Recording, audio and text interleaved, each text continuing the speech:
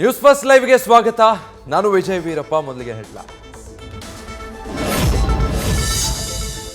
ಅಯೋಧ್ಯೆಯಲ್ಲಿ ಪ್ರಧಾನಿ ನರೇಂದ್ರ ಮೋದಿ ಭೇಟಿ.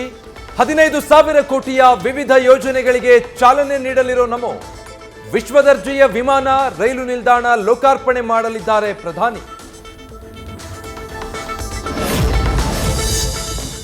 ಮೋದಿ ಚಾಲನೆಯ ಬೆನ್ನಲ್ಲೇ ಕರ್ನಾಟಕಕ್ಕೂ ಬಂಪರ್. ರಾಜ್ಯಕ್ಕೆ ಸಂಪರ್ಕ ಕಲ್ಪಿಸುವ 3 ಟ್ರೈನ್ಗಳಿಗೆ ಇಂದು ಗ್ರೀನ್ ಸಿಗ್ನಲ್. ಕರುನಾಡಲ್ಲಿ ಸಂಚರಿಸಲಿದೆ ಮತ್ತೆರಡು ವಂದೇ ಭಾರತ್ ಎಕ್ಸ್ಪ್ರೆಸ್. ರಾಮನ್ನೂರಿನಲ್ಲಿ ಬೃಹತ್ ರೋಡ್ ಶೋ ನಡೆಸಲು ಸಿದ್ಧತೆ.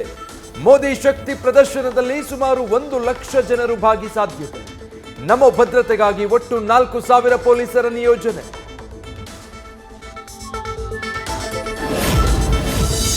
ನವ್ಯ ಅಯೋಧ್ಯೆ ಟೌನ್ಶಿಪ್ ನಿರ್ಮಾಣಕ್ಕೆ ಮೋದಿ ಶಂಕುಸ್ಥಾಪನೆ.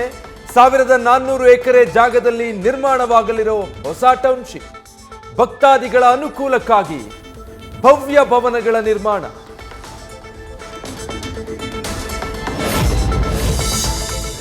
ಅಯೋಧ್ಯೆಯಲ್ಲಿ ಮನೆ ಮಾಡಿದ ಹಬ್ಬದ ಸಡಗರ. ಪ್ರಧಾನಿ ಸ್ವಾಗತಕ್ಕಾಗಿ ಸಜ್ಜುಗೊಂಡ ವಿವಿಧ ಕಲಾ ತಂಡಗಳು. ಭಕ್ತರ ಕಣ್ಮನ ಸೂರೆಗೊಂಡ ಸಾಂಸ್ಕೃತಿಕ ಕಾರ್ಯಕ್ರಮಗಳು.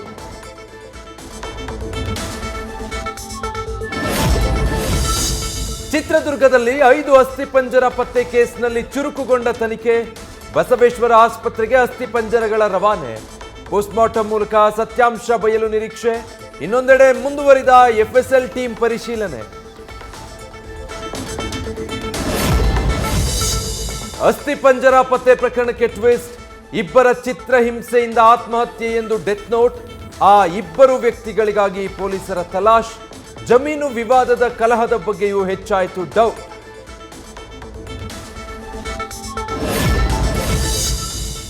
ಧಾರವಾಡ ಲೋಕಸಭೆ ಗೆಲ್ಲಲು ಕಾಂಗ್ರೆಸ್ ರಂಗ ತಾಲೀಮು. ಸತತ 4 ಬಾರಿ ಗೆದ್ದಿರೋ ಪ್ರಹ್ಲಾದ್ ಜೋಶಿಗೆ ಟಕ್ಕರ್ ಕೊಡಲು ಪ್ಲಾನ್. ಟೆಲಿಕಾಲಿಂಗ್ ಸರ್ವೆಯಲ್ಲಿ ರಜತ್ ಉಳ್ಳಾಗಡ್ಡಿ ಮಠ, ವಿನಯ್ ಪತ್ನಿ ಶಿವಲೀಲಾ ಕುಲಕರ್ಣಿ ನಡುವೆ ಪೈಪೋಟಿ.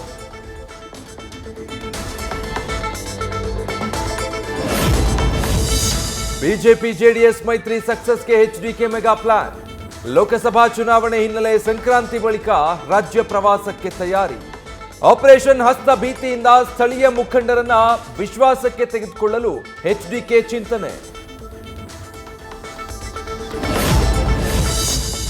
ಕರ್ನಾಟಕ ರಾಜ್ಯ ಮುಕ್ತ ವಿಶ್ವವಿದ್ಯಾಲಯದಲ್ಲಿ ಪಿಎಚ್ಡಿ ಮುಗಿಸಿದ ಸಿಟಿ ರವಿ. ಭಾರತದಲ್ಲಿ ಸಮ್ಮಿಶ್ರ ಸರ್ಕಾರಗಳ ಸಮಸ್ಯೆಗಳು ಮತ್ತು ಸವಾಲುಗಳ ವಿಷಯದ ಅಧ್ಯಯನ. ಮಹಾಪ್ರಬಂಧವನ್ನ ಅಂಗೀಕರಿಸಿದ ಓಪನ್ ಯೂನಿವರ್ಸಿಟಿ. ಇಂಗ್ಲಿಷ್ ನಾಮಫಲಕಗಳ ವಿರುದ್ಧ ಮುಂದುವರೆದ ಕರವೇ ಕ್ಯಾಂಪೇನ್. ಆರ್ಆರ್ ನಗರದ ಗೋಪಾಲನ್ ಆರ್ಕಿಡ್ ಮಾಲ್ನಲ್ಲಿ ಫ್ಲೆಕ್ಸ್ ಹರಿದು ಆಕ್ರೋಶ. ನಾರಾಯಣಗೌಡರು ಅರೆಸ್ಟ್ ಆದ್ರೆ ಹೇಳೋರು ಕೇಳೋರಿಲ್ವಾ ಅಂತ ಕಿಡಿ.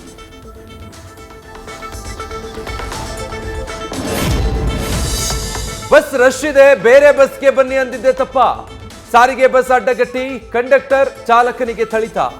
ಬಳ್ಳಾರಿ ನಗರದ ಹೊಸ ಬಸ್ ನಿಲ್ದಾಣದಲ್ಲಿ 10ಕ್ಕೂ ಹೆಚ್ಚು ಜನರಿಂದ ಹಲ್ಲೆ.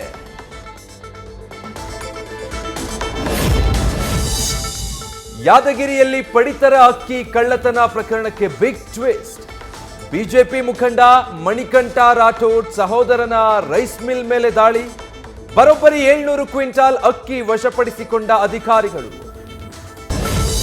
ಹೊಸ ವರ್ಷದ ಹೊಸ್ತಿಲಲ್ಲಿ ಬಿಎಂಟಿಸಿ ಸಿಬ್ಬಂದಿಗೆ ಗುಡ್ ನ್ಯೂಸ್. ನಿಗಮದಲ್ಲಿ ಸಿಬ್ಬಂದಿ ಮೇಲೆ ದಾಖಲಾದ ಎಲ್ಲಾ ಕೇಸ್ ಖುಲಾಸೆ. ನೌಕರರ ಹಿತದೃಷ್ಟಿಯಿಂದ ನಿರ್ಧಾರ. ಹೊಸ ವರ್ಷದ ಹೊತ್ತಲ್ಲೇ ಆತಂಕ ಹೆಚ್ಚಿಸಿದ ಕೋವಿಡ್. ಬೆಂಗಳೂರಲ್ಲಿ ನಿನ್ನೆ 82 ಜನರಿಗೆ ಪಾಸಿಟಿವ್, 2 ಸಾವು. ಜನಸಂದಣಿ ಪ್ರದೇಶದಲ್ಲಿ ಜಾಗ್ರತೆ ವಹಿಸುವಂತೆ ಆರೋಗ್ಯ ಇಲಾಖೆ ಎಚ್ಚರಿಕೆ.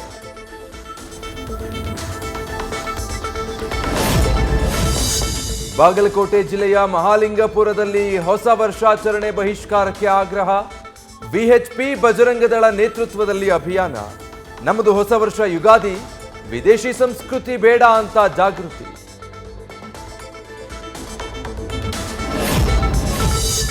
ಇಂಡಿಯಾ ಒಕ್ಕೂಟದಿಂದ ಲೋಕಸಭಾ ಚುನಾವಣೆ ಕದನ ಕಸರತ್ತು. ಮಹಾರಾಷ್ಟ್ರದಲ್ಲಿ ಸೀಟ್ ಶೇರಿಂಗ್ಗೆ ಯಾವುದೇ ರಾಜಿ ಇಲ್ಲ ಅಂತ ಶಿವಸೇನಾ ಸಂಸದನ ಷರತ್ತು. ಶೂನ್ಯದಿಂದ ಟಿಕೆಟ್ ಹಂಚಿಕೆ ಬಗ್ಗೆ ಕಾಂಗ್ರೆಸ್ ಚರ್ಚಿಸಬೇಕು ಎಂದ ಸಂಜಯ್ ರಾವತ್.